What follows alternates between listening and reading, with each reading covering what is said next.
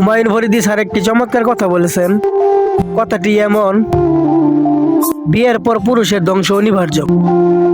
কেননা বউয়ের মন রক্ষা করতে গেলে মায়ের অভিশাপ লাগে, আর মায়ের মন রক্ষা করতে গেলে বউয়ের অভিশাপ লাগে। দুই পাশের অভিশাপে যখন পুরুষ কেরিয়ারে কিছুই করতে পারে না, শেষে সন্তানের অভিশাপে পুরুষের মৃত্যু হয়।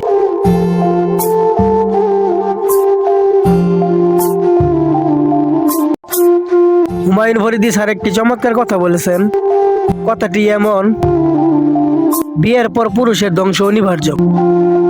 কেননা বউয়ের মন রক্ষা করতে গেলে মায়ের অভিশাপ লাগে, আর মায়ের মন রক্ষা করতে গেলে বউয়ের অভিশাপ লাগে। দুই পাশের অভিশাপে যখন পুরুষ কেরিয়ারে কিছুই করতে পারে না, শেষে সন্তানের অভিশাপে পুরুষের মৃত্যু হয়।